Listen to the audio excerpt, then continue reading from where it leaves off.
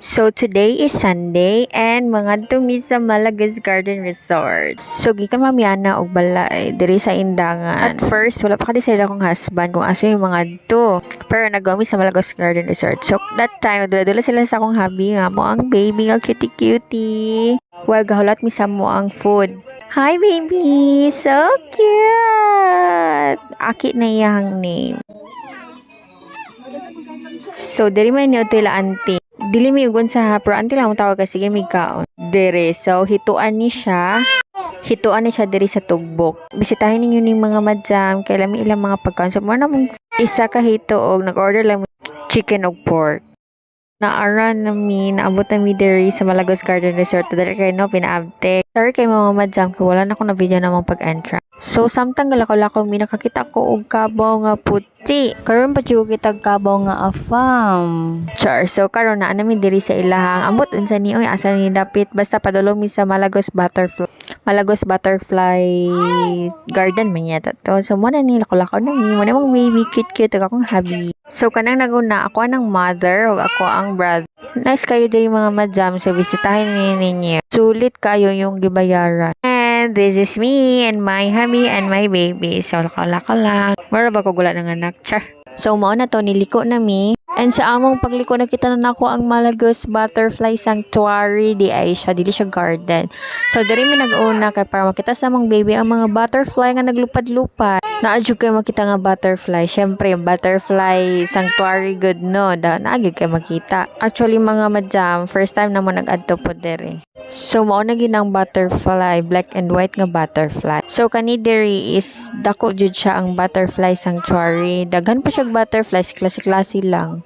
Among baby mong ginapatanaw pero ambot mo kami ang gakalingaw, o diba? So sa among pagtanaw-tanaw sa mga butterflies nakakita na pud mi og fish, koi fish na siya nga gagmay pa. So mga gwapa kaayo. So next namang gilakwan is Butterfly Museum ni siya. And makita ninyo ang mga butterflies kailang mga gipang display so daghan-daghan jud siya o daghan kaayo. And mga gwapa pa jud siya gitanaw. So wala akong brother. Hello. So next namo is diri among destination sa Butterfly Museum gapon pero nakakita kog part nga nice siya picturean. Dayon naka-picture mi papayag ko ha. Flex na lang akong brother. So next na mo is diri mi sa Malagos birds feeding.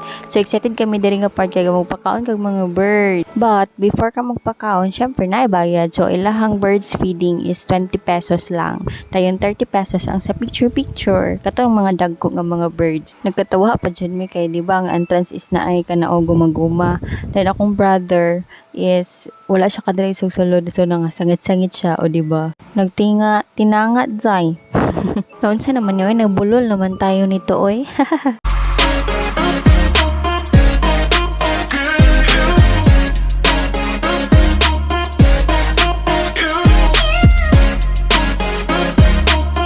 Diha, mao na siya diha ang 30 pesos. So na yung mga dagko nga mga birds. So medyo daghan naman kaayo ng pagkaon sa mga birds. So natataw sa diri sa Daplin.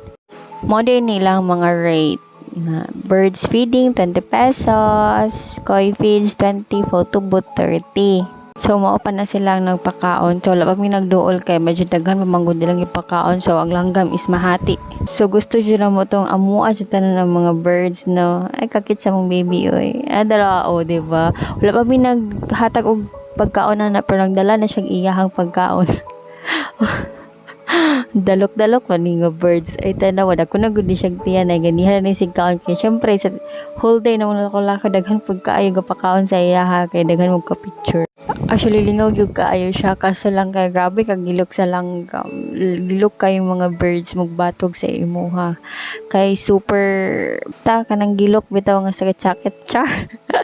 So kana nag-decide nami nga magkuha nami o magpalit nami og feeds nila kay para maduol na sila kay syempre nagadol-duol naman sila ginaina. So tan-awan ninyo unsay mahitabo. Among baby na batugan pa jud.